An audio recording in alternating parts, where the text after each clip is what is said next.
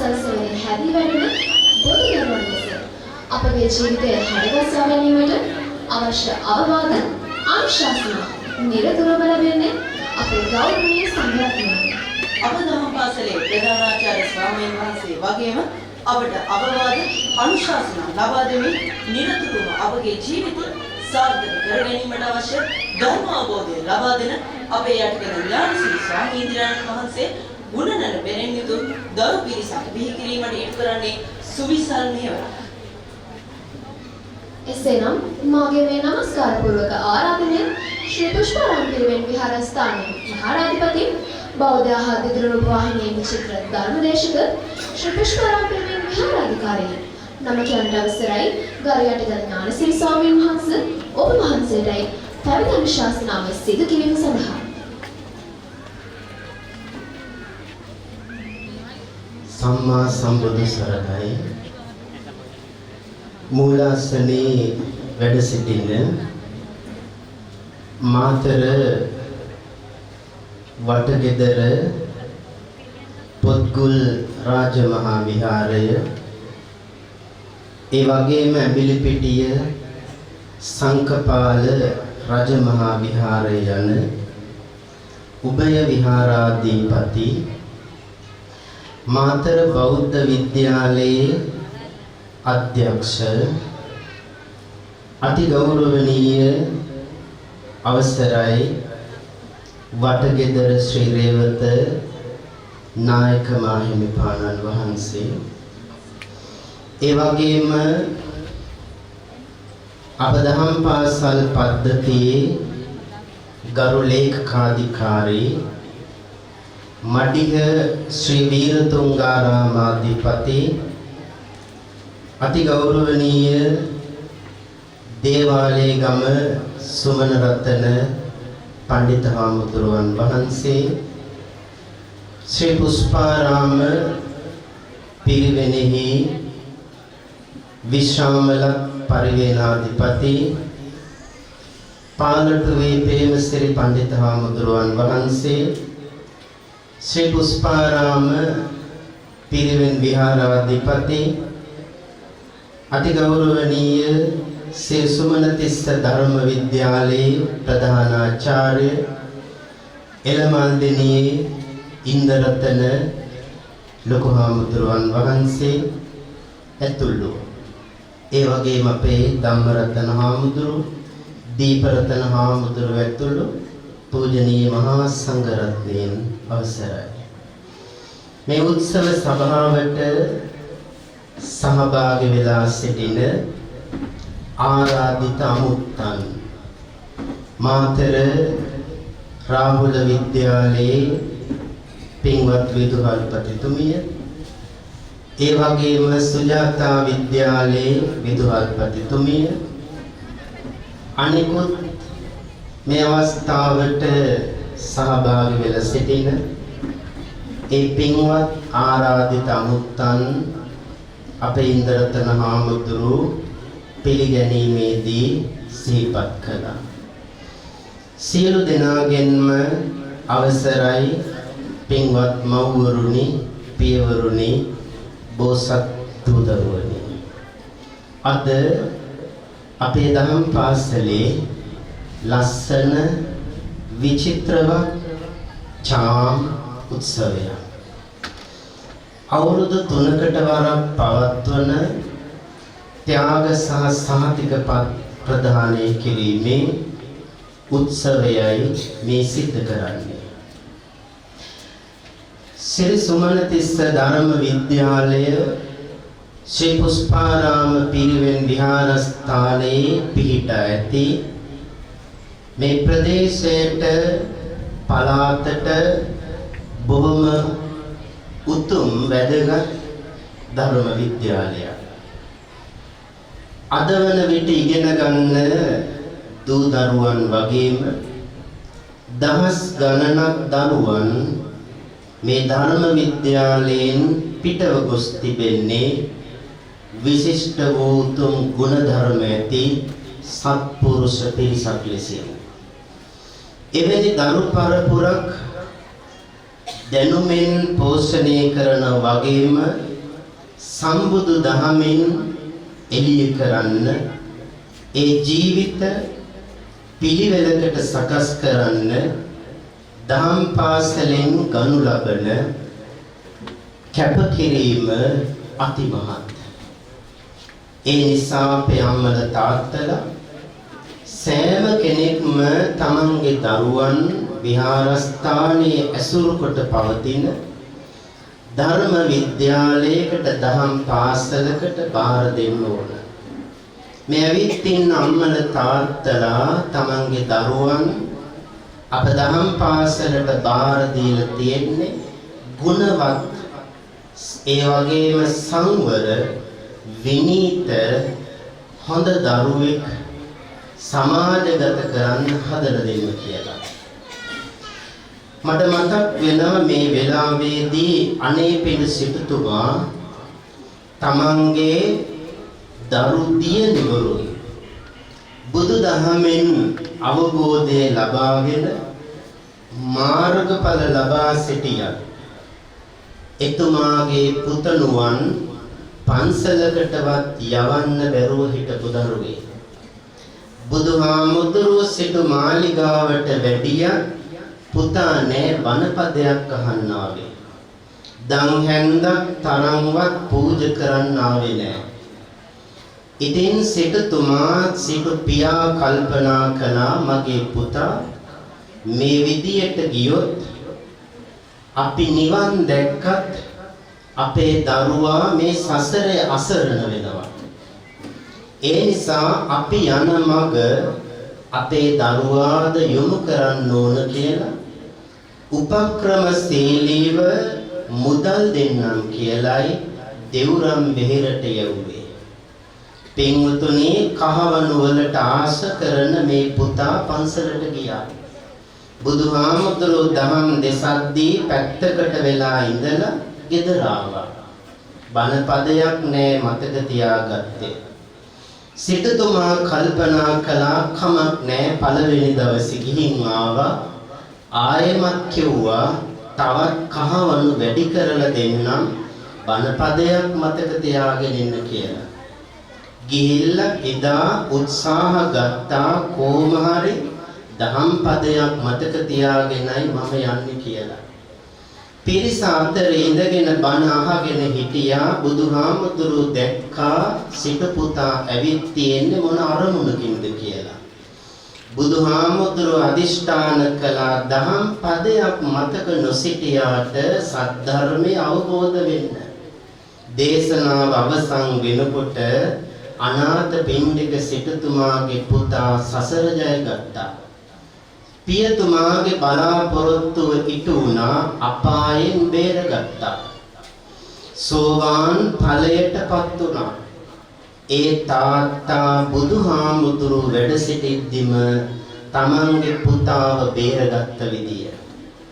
යසකුල සිටු පුතාට යාළුවෝ 54ක් හිටියා. හොඳම යාළුවෝ. යාළුවන් 54ක් හිටියා යසකුල සිටු පුත්‍රයාට. බලන්න ඒ 54 දෙනාම යසකුල පුත්‍ර සිටු පුතා ගිහිපු මගම ගියා. අසත්පුරුෂ ඇසුරකට වැටුනේ නෑ. සත්පුරුෂයන් ලෙසින් සසර ජය ගන්න කටයුතු කළා. ආශ්‍රය බලන්න කොච්චර වටිනවද කියලා. එක්තරා පාසලක ගුරු මහත්මියක් පෙරේද කතා කළා. මාතර දිස්ත්‍රික්කයේ එක පාසලක ඉදිරි බණකට. ඒ ගුරු මාතාව කියනවා අපේ හාමුදුරුවනේ බලන්න වෙන ගිහිපු ඉස්කෝලවලට වඩා මේ පාසලට ආවම වෙනසක් දැනේ. දරුවෝ නම් ගොඩාක් දඩබ්බරයි. අම්මා තාත්තටවත් කීකරු නැහැ. 7-8 පන්ති 9-10 පන්ති හැරුණකොට ඒ අය වෙනම මාතෘකාවල 11-12 පන්තිවල සියලුම දරුවන් වගේ ඉස්කෝලේ ඇතුලේ කුඩු බොනවා. මත්ද්‍රව්‍ය පාවිච්චි කරනවා. හාමුදුරුවනේ මේක නවත්තන්න නම් බෑ. ඒ තරම් අසීරු දෙයක් පුදුමාකාර පරිහානියක්. මං හැමදාම අනුශාසනාවක් කරනකොට මේ අම්මල තාත්තලට ප්‍රධාන වශයෙන්ම කිව්වේ මෙන්න මේ අනතුරින් දරුවෝ බේරගන්න. ඔබේ දුව පුතා දියණියක්ද පුතෙක්ද කියන එක දැන් අදාළ නැහැ.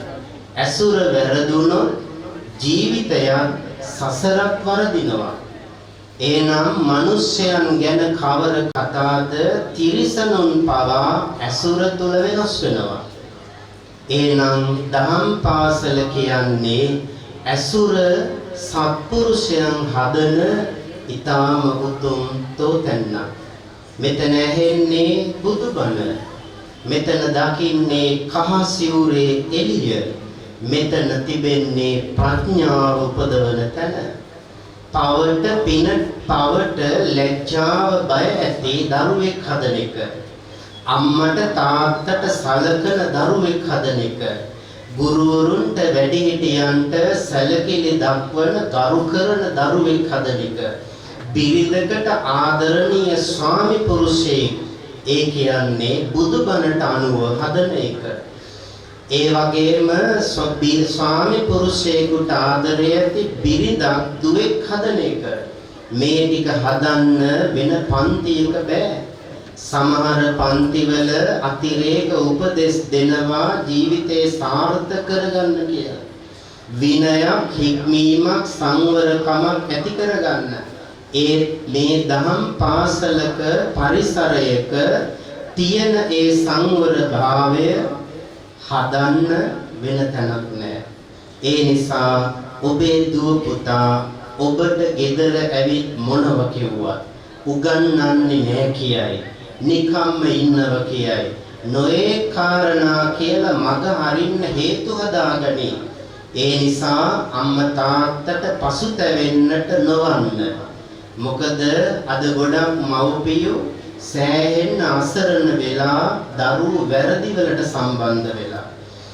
එදා වගේ නෙවෙයි අද දරුවෝ බොහෝම අසංවරයි, කේන්ති ගන්නවා. දරා ගැනීමේ ශක්තිය දුර්වලයි. ඒක බොහොම දුර්වලයි දරා ගැනීමේ ශක්තිය. බලන්න හෙල්මට් වලින් පහර දෙන හැටි. ඒ වගේම විකට් පොළු වලින් පහර දීලා මරපු හැටි. අධිකරණ තීන්දුව ලැබෙනකොට සමහර අම්මලා අහනවා මේ වගේ කුඩා දරුවන්ට දිය යුතු දඬුවම්ද මේ දුන්නේ කියලා. හැබැයි බැලුවම දීලා තියෙන්නේ තව තරුණයෙක් මරපු එකකට දඬුවමක්. ඒක පුංචි දෙයක් නෙවෙයි. ඒ වගේ ඊටාම සුළු කාරණාවකට හිනැහුණත් ඇඟට ගොඩ වෙන ලෝකයක් අද තියෙන්නේ. රහතුන් වහන්සේලාම වැඩ ඉන්න තැනක් නෙවෙයි. පින්වත්නි, කෙලස් බර ජීවිත ගත කරන අය. ඒ අය අතර ඔබ හොයන්න එපා භික්ෂු අතර රහතුන් වහන්සේලා හැමතැනම ඉන්නවා කියලා. භික්ෂු වේසයෙන් සිවුරු පෙරවාගත්ත නොයේ පුද්ගලයෝ ඉන්නවා. ඒව දැක්කාම සංඝයාට කිසි වෙලාවක නිඳා කරන්න එපා. සංඝයා යනු ඒ කිසිවෙක් නෙවෙයි. මේ සංඝයා යනු හරියට මහමුහුද වගේ, බුද්ධ ශාසනයේ මහ සාගරය වගේ. මහ මුහුදේ නෑ පින්වත්නි මලකුණු, මල කඳන් නෑ. ගොඩ ගහනවා, ගොඩට ගෙනත් දානවා. මේ බුද්ධ ශාසනයේ කිලුටු පුද්ගලයෝ නෑ පින්වත්නි. සිවුර පෙරවාගෙන වගේ ඉන්න අය සිටිනවා නම් වැරදි කර කර ගිටාර් ගගහ සින්දු වලට නටනට ඒ කෙනෙක්වත් සංඝයා නෙවෙයි. පොදු සංඝයාට ඔවුන් දැක්කම ඔබ නිඳා කරන්න එපා. ඒ බව ඔබට මතක් කළේ මේ සමාජයේ අපි සමාජ මාධ්‍ය තුළ ඇතැම් අය කියන ලියන වදන් දැකලා හරියට පව් කරගන්නවා. මිනිස්සු ධර්ම අවබෝධය නැති වුණාම. ඒ හින්දා පින්වත් අම්මේ තාත්තේ ඔබට දහම් පාසලෙන් ඔබේ දරුවට දහම් දැනුම ලැබෙනා වගේම ගෙදරදී අම්මල තාත්තල දරුවෝ ගැන හොයන්න, බුදුන් වන්දනා කරවන්න, මල් පහන් පූජා කරවන්න. මල් පහන් පූජා කිරීම, බුද්ධ පූජාව පැවැත්වීම ඒවා බොහෝම වටිනවා. හැබැයි ඊටත් වටිනවා බණපදයක් අහන්න සලස්වන්න, ධර්ම ශ්‍රවණය කරන්න ඉඩ හදලා දෙන්න. ඒ විදියට උගන්වන ගමන් මොකද බුදුහාමුදුරුවෝ හරි ලස්සන බණපද තුනක් එක තැනක දේශනා කළා. පාපා නිවාරෙන්ති කල්යාණේ නිවේසෙන්ති සිප්පං සික්ඛාසෙන්ති. ඔන්න ඔය බණපද තුනෙන් දෙකක් අද අම්මලා තාත්තලා අතහැරලා දාලා. පාපා නිවාරෙන්ති හැම පවකින්ම දරුවෝ ඈත් කරන්න කිව්වා. සබ්බ පාපස්සා කරණං කියන්නේ ඒ බුදුබණ පදය. ඒ වගේම කල්යාණේ නිවේසෙන්ති යහපත් දේවල් වල යොදවන්න යහපතේ පිහිටවන්න. හැබැයි ඔය බණපද දෙක අතහැරලා උගන්වන්න විතරයි වහන්සි වෙන්නේ. ඉගෙනගෙන වෛද්‍යවරයෙක් බිහි වෙයි. මෙතනත් ඇති අපේ දොස්තර මහත්තුරු නෝනලා. ඒ වගේ ඇත්තෝ නෙවෙයි. අනාගතයේ බිහි වෙයි මනුස්සකම නැති. අනේකාගේ දුක දැනෙන්නේ නැති වෛද්‍යවරු ගුරුවරු තව නොයෙක් තරාතිරම් වල අය. ඒ නිසා ඒම වෙන්නේ ගුණධර්ම හැදියාව මනුස්සකම නැති වුණාම උගත්කම විතරක් ඇති වුණාම අම්මගේවත් තාත්තගේවත් අගය තේරෙන්නේ නැති පිරිසක් බිහි වෙයි. ඒ නිසා ඊට ප්‍රථම ඔබේ දරුවා තව තවත් දහමට යොදවන්න, බුදුබණට ලං කරවන්න, ධර්ම විද්‍යාලයට මෙහෙ විතරක් නෙවෙයි ඕනෑම වෙහෙර විහාරයක දහම් පාසලකට යොමු කරන්න. මොකද හැම අම්මා තාත්තා කෙනෙක්ම සතුටු වෙන්නේ දරුවන්ගේ හොඳ අහන්න ලැබෙනකොට. මේ වේදිකාවේ දැක්කා ඊටාම අලංකාරවත් නැටුම් කීපයක් ඉදිරිපත් කෙරේ. තව ඉදිරියට තියෙනවා ඒ වගේම ලස්සන බොහෝම මහන්සි වෙලා පුරුදු පුහුණු වෙච්ච තව කීපයක්ම ඉදිරිපත් කෙරේ. හිතන්න මේ තැනට අර දරුවෝ ටික හදන්න කොච්චර මාස කීයක් මහන්සි වුණාද කියලා. හැන්දෑවට මේ දරුවෝ දහම් පාසලට ආවද කියලා. මේ පන්සල් ගොඩනැගිල්ල ඇතුලේ අපේ ඉස්කෝලවල තරම් පහසුකම් නැහැ. හැබැයි අවම පහසුකම් ටික තුළ උපරිමය සිද්ධ කරගෙන මේ දහම් පාසල විශිෂ්ට තැනකට අවුරුදු ගාණක් ආවා. අපේ උපරතන හාමුදුරුවෝ මතක් කළ යුතුමයි. පෙර වැඩ සිටපු ඒ මහා තෙරුන් වහන්සේලා මතක් කළ යුතුමයි. ඊටාම සුළු තැනින් පටන් ගත්ත මේ දහම් පාසල මේ පිරිවෙන ඊටාම විශිෂ්ට තැනකට ඇවිල්ලා අපේ නායක හාමුදුරින් නිසා මම කෙටියෙන් මතක් කරනවා. ශ්‍රී පුෂ්පාරාම පිරිවෙන ඊයේ සතියේ තිබුණු පිරිවෙන් මාතර දිස්ත්‍රික්කයේ තරගවලින් ප්‍රථම ස්ථාන 4ක් දෙවන ස්ථාන 9ක් අපේ පොඩි හාමුදුරුවෝ ජයගෙන තියෙනවා. ඒ පිරිවෙන පැත්ත මේ දහම් පාසල ඉතින් හොඳ දරු පිරිසක් හොඳ භික්ෂුන් වහන්සේලා පිරිසක් බිහි කරන්න දරන උත්සාහය පින් ඇති අම්මලා තාත්තලා දරුවන් අපේ ආචාර්ය මණ්ඩලයේ සියලුම ගුරු භවතුන්ට ඔබ හැම දිනකට අපේ ආරාධනාවට පැමිණි සියලුම ආරාධිත අමුත්තන් හැමෝ දිනකටම තුනුරුවන්ගේ ආශිර්වාද ලැබේවා. අපේ ඉන්දරතන හාමුදුරු සෑහෙන වෙහෙසක්, අපේ දීපරතන හාමුදුරු සෑහෙන වෙහෙසක්, අපේ ඥානරතන හාමුදුරු සෑහෙන වෙහෙසක් දරනවා මේ දහම් පාසල තවත් ඉහළට ගන්න. ඒ සඳහා ඇදුරු මඩුල්ලට ප්‍රධානාචාර්ය හාමුදුරුවෝ අපේ චිත්‍රාල් මහත්මයා, සාරංග මහත්මයා ආදී ජ්‍යෙෂ්ඨ ආචාර්ය මණ්ඩලයට, ඒ වගේම සියලුම ආචාර්ය මණ්ඩලයට අපේ අම්මලා තාත්තලාට දීර්ඝායුෂ ලැබේවා, නිරෝගී සුව ලැබේවා. මගේ ආශිර්වාදාත්මක කතාව අවසන් කරනවා. හැම දිනාටම තෙරුවන් සරණයි.